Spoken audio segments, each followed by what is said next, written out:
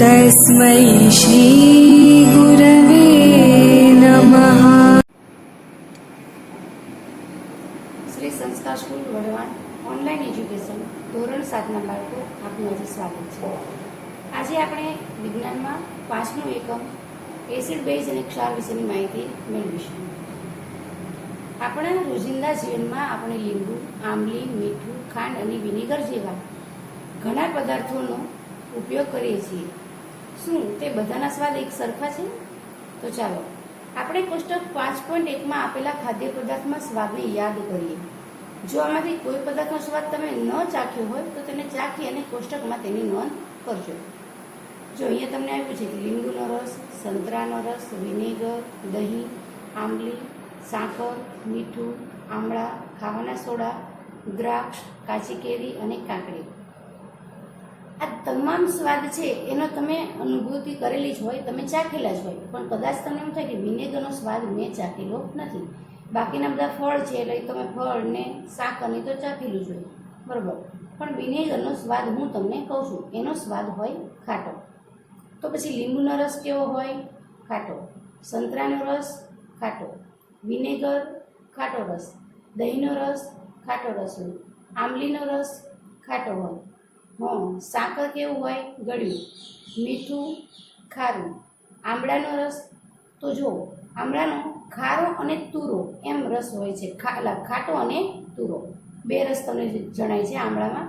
ખાવાના સોડા તુરો રસ, દ્રાક્ષ ખાટી, કાચી કેરી ખાટી અને કાકડી છે એનો રસ તુરો। તો તમે આ બધા જ પદાર્થો જે છે એના સ્વાદથી પરિચિત જ છો। ચલો આપણે જોઈએ આગળ। તમને જાણવા મળશે કે આમાંથી કેટલાક પદાર્થનો સ્વાદ ખાટો છે, કેટલાકનો તુરો અને કેટલાકનો મીઠો એટલે ગળ્યો અથવા તો ખારો છે। 4 પ્રકારના સ્વાદ આપણે આમાં આવ્યા: ખાટો, ખારો, મીઠો અને તુરો, એમ 4। ચલો એસિડ અને બેઝ વિશેનો આપણે ખ્યાલ મેળવીએ।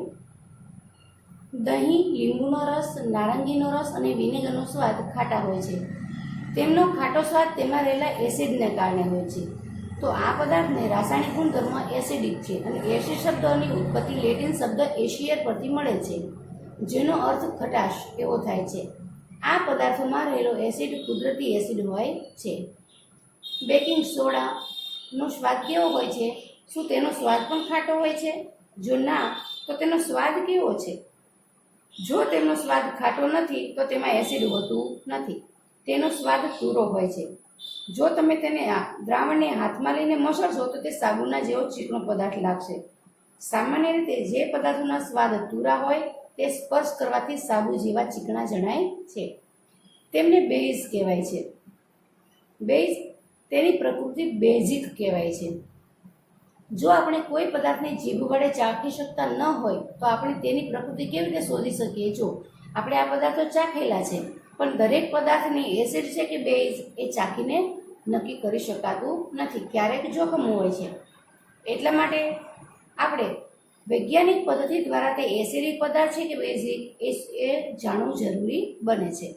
ચાલો જોઈએ, કોઈ પદાર્થ એસિડ કે બેઝિક છે તેનું પરીક્ષણ કરવા માટે ખાસ પ્રકારના પદાર્થોનો ઉપયોગ કરવામાં આવે છે, જેને પદાર્થોને સૂચક કહેવાય છે।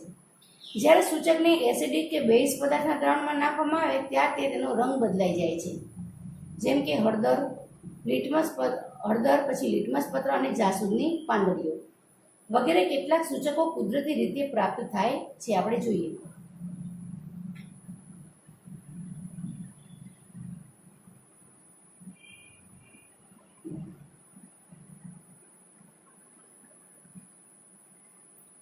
ચલો એસિડિક એસિડ શેમાંથી મળશે? તો કે વિનેગરમાંથી। ફોર્મિક એસિડ કીડીના ડંખમાં હોય છે। સાઇટ્રિક એસિડ નારંગી, લીંબુ જેવા ખાટા ફળોમાં હોય છે। પછી લેક્ટિક એસિડ છે દહીંમાં, અને એક્ઝેલિક એસિડ છે એ પાલકમાં। ઓસ્કોર્બિક એસિડ છે એ આમળા અથવા સાઇટ્રિક ફળોમાં હોય છે, અને ટાર્ટરિક એસિડ છે એ આંબલી, દ્રાક્ષ, કાચી કેરી વગેરેમાં હોય છે। જો બધા જ પદાર્થો ખાટા છે પણ દરેકમાંથી એક જ પ્રકારનો આપણને એસિડ મળતો નથી, અલગ અલગ પ્રકારના એસિડ હોય છે। ઉપરના બધા જ એસિડ કુદરતી એસિડ છે। હવે બેઝ જોઈએ, તો બેઝનું નામ તો કે શેમાંથી મળે છે? તો કે કેલ્શિયમ હાઇડ્રોક્સાઇડ એ ચૂલાના નીતરિયા પાણીમાંથી, એમોનિયમ હાઇડ્રોક્સાઇડ કાચ સાફ કરવાના પ્રવાહીમાં, અને સોડિયમ હાઇડ્રોક્સાઇડ અને પોટેશિયમ હાઇડ્રોક્સાઇડ છે એ સાબુમાં, અને મેગ્નેશિયમ હાઇડ્રોક્સાઇડ છે મિલ્ક ઓફ મેગ્નેશિયામાંથી કુદરતી રીતે મળે છે. આપણી આસપાસના કુદરતી સૂચકો. લિટમસ એક પ્રાકૃતિક રંજક. સામાન્ય રીતે સૌથી વધુ ઉપયોગમાં લેવામાં આવતું સૂચક લિટમસ છે, તેને લાઇકેનમાંથી પ્રાપ્ત કરવામાં આવે છે. હવે તમને એમ થશે કે આ લાઇકેન શું છે? તો લાઇકેન એક જાતની વનસ્પતિ છે, તો એમાંથી આપણને પ્રાપ્ત કરવામાં આવે છે, એક લિટમસ બનાવવામાં આવે છે. નિસ્યંદિત પાણીના તેનો રંગ જાંબલી હોય છે. તેને જ્યારે એસિડિક દ્રાવણમાં નાખવામાં આવે તે લાલ રંગ છે એને ધારણ કરે છે. જ્યારે તેને બેઝ દ્રાવણમાં નાખવામાં આવે છે ત્યારે તે ભૂરો રંગ ધારણ કરે છે. લિટમસ દ્રાવણના સ્વરૂપમાં પ્રાપ્ત થાય છે, અથવા તે કાગળની પટ્ટીઓના સ્વરૂપમાં પણ તે આપણને મળે છે. જેમને લિટમસ પત્ર કહે છે તે સામાન્ય એટલે લિટમસ એટલે ભૂરા તથા લાલ એમ બે રંગમાં તમને મળે છે. જો અહીંયા તમને લાઇકેનની વનસ્પતિ બતાવવામાં આવેલી છે, આ લાલ લિટમસ પત્ર અને આ ભૂરું લિટમસ પત્ર, બરાબર. તો લાઇકેનથી પણ તમે જાણી શકો અને લાલ અને ભૂરા લિટમસ પત્રથી પણ તમે એને જાણી શકો છો.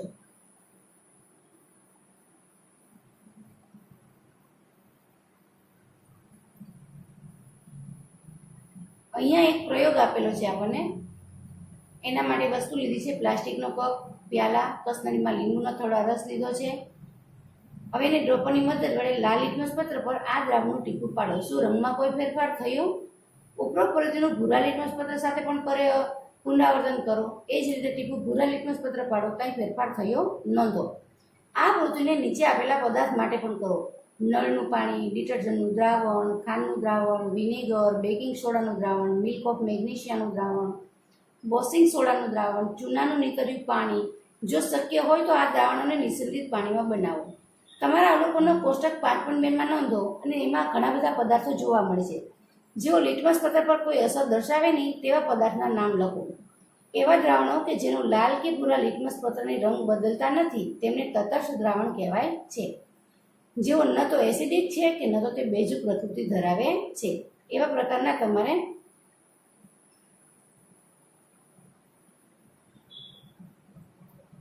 જો અહીંયા તમને હળદર દ્વારા એક પ્રાકૃતિક સૂચક બનાવેલું છે, એ બતાવ્યું છે. કેવી રીતે બનાવીશું? તો કે 1 ચમચી હળદરનો પાવડર લઈ તેમાં થોડુંક પાણી ઉમેરી તેની પેસ્ટ કરો. હવે બ્લોટિંગ પેપર ગાળણપત્ર પર હળદરની પેસ્ટને લગાવી તેને સુકાવા દો. ત્યારબાદ આ હળદરની પેસ્ટવાળા કાગળને કાપી અને પાતળી પટ્ટીઓ બનાવો. હવે હળદરની પટ્ટી પર સાબુના દાણાનું ટીપું મૂકો અને નિરીક્ષણ કરો કે શું થાય છે. તો તરત આપણને ખ્યાલ આવશે કે તે જે હળદર પટ્ટી છે એ લાલ રંગની થાય છે.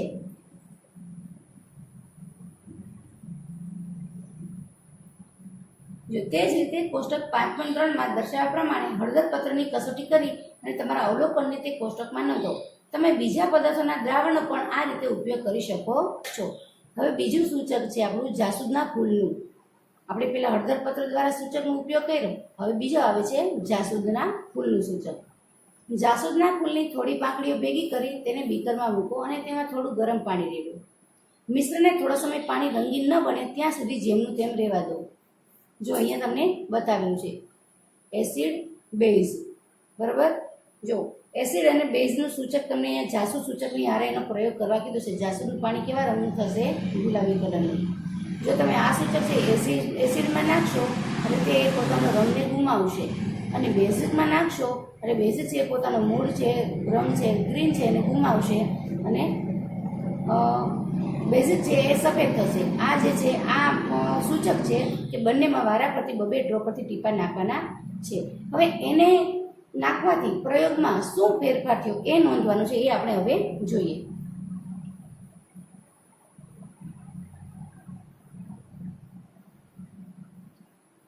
જે આપણે સૂચક બનાવ્યું, જો એ રંગીન પાણીનો સૂચક તરીકે આપણે ઉપયોગ કરવાનો. મેં હમણાં તમને આકૃતિ જોઈને બતાવ્યું. આ સૂચકના 5 ટીપા કોષ્ટક 5.4માં દર્શાવેલા પદાર્થમાં ઉમેરો. આપણે એસિડ અને બેઝ 2 પદાર્થ હતા એમાં ઉમેરવાના. એસિડિક બેઝ તથા તટસ્થ દ્રાવણ પર સૂચકની શું અસર થાય છે? તો કે જાસૂદના ફૂલનું સૂચક એસિડિક દ્રાવણને ઘેરા ગુલાબી રંગનું એટલે મેજન્ટા રંગનું બનાવે છે, અને બેઝિક દ્રાવણને વધારે લીલા રંગનું બનાવે છે. જો એના મૂળભૂત હોય છે એમાંથી પોતે રંગ પરિવર્તન કરે છે. પહેલી તમારી સમક્ષ નીચેની સમસ્યાઓ લઈને આવે છે. ચલો શું કહે છે? પહેલી પ્રવૃત્તિ આપણે 4માં પહેલીનો પ્રશ્ન જોઈશું. શિક્ષકોને નીચે આપેલા રસાયણના મંદ દ્રાવણો તેની પ્રયોગશાળા અથવા શાળાની નજીક આવેલી પ્રયોગશાળામાંથી મેળવવા વિનંતી છે. Hydrochloric acid, sulphuric acid, sodium hydroxide, ammonium hydroxide અને કેલ્શિયમ હાઇડ્રોક્સાઇડ. તો કે આમાં તમને કીધું છે કે જો પહેલું તમને એવું છે કે મંદ હાઇડ્રોક્લોરિક એસિડ એટલે પાછળ એસિડ લાગેલું છે તો લિટમસ પત્ર પર અસર થશે. અને હળદર પત્ર પર કેવી અસર થશે તો કે હળદર પત્ર છે એ લાલ થઈ જશે. અને જાસૂદના ફૂલ છે એ કેવું થશે કે મેજેન્ટા કલરનો રંગનો દ્રાવણનો રંગ થઈ જશે.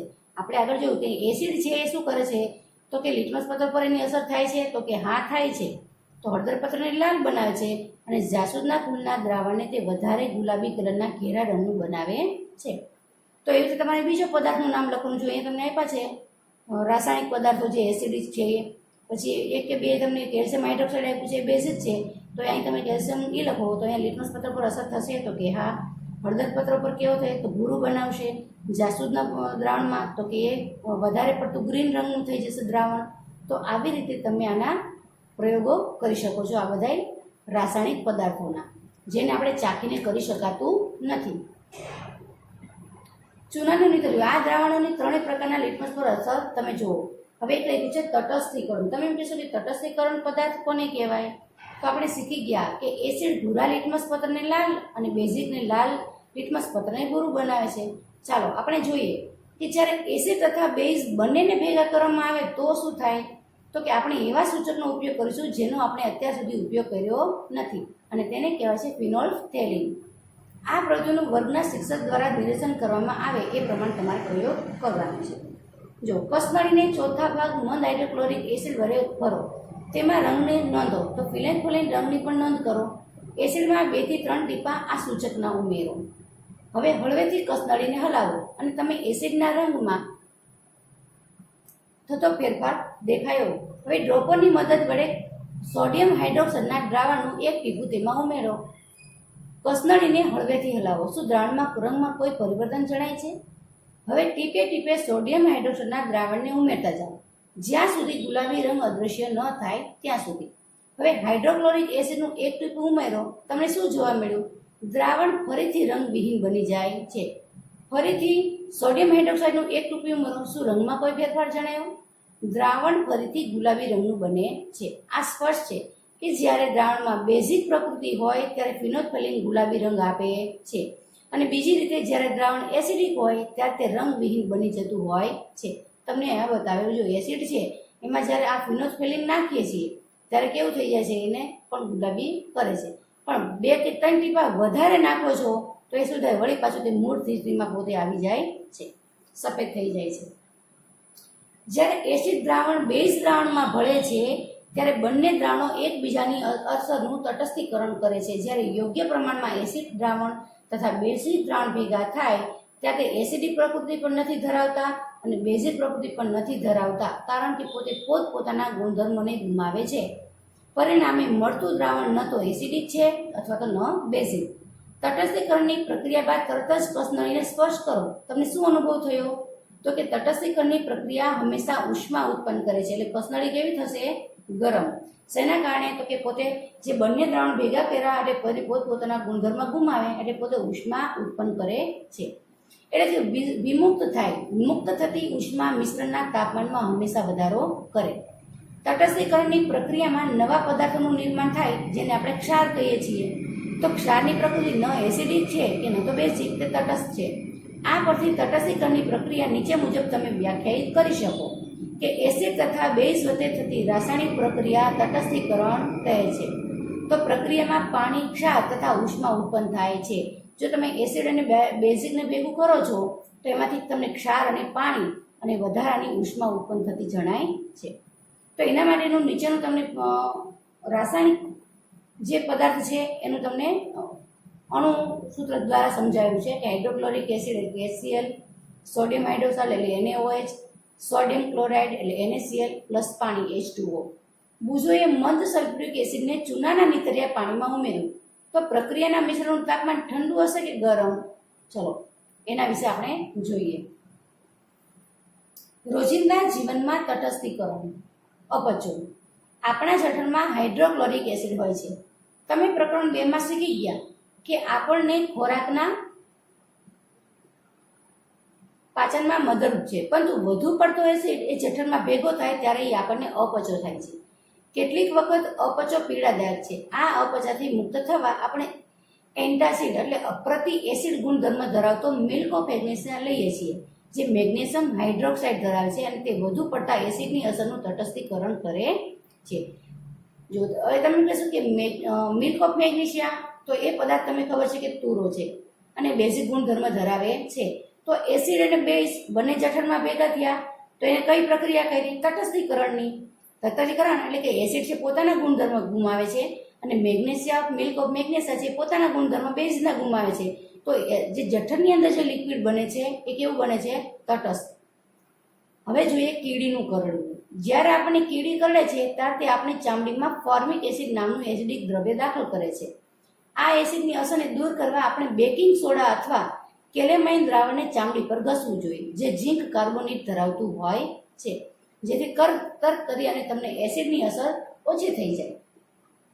જમીનની માવજત. હવે આપણે જોઈએ કે જમીનની અંદર પણ એસિડિક પદાર્થ રહેલા હોય છે. ચલો જોઈએ. રાસાયણિક ખાતરનો વધુ પડતો ઉપયોગ જમીનને એસિડિક બનાવે છે. જ્યારે જમીન વધુ પડતી એસિડ કે વધુ પડતી બેઝિક હોય ત્યારે છોડવાનો યોગ્ય વિકાસ થતો નથી.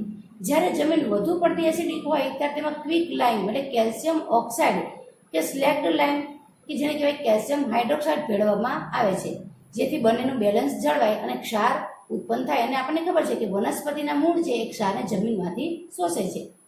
જો જમીન બેઝિક હોય તો તેમાં કાર્બનિક દ્રવ્ય એટલે સેન્દ્રિય પદાર્થ ઉમેરવામાં આવે છે અને કાર્બનિક દ્રવ્યો એસિડને મુક્ત કરે છે, તેથી જમીન કુદરતી રીતે તટસ્થ બને છે. હવે ફેક્ટરી વેસ્ટ કારખાનામાંથી નીકળતો કચરો, એ પણ તમને શું કે એસિડિક જ હોય છે. ઘણી બધી ફેક્ટરીમાંથી નીકળતો કચરો એસિડિક હોય છે. જો આવા કચરાને સીધો જ પાણીમાં વેવડાવી દેવામાં આવે તો એમાંનો એસિડ માછલી તથા અન્ય જળચર જીવોનો નાશ કરી નાખે છે. આથી ફેક્ટરીમાંથી નીકળતા કચરાને બેઝિક પદાર્થો ઉમેરી અને તટસ્થ કરવામાં આવે છે અને ત્યારબાદ પછી એને કોઈ પણ નદી અથવા એવી જગ્યાએ છોડવામાં આવે છે.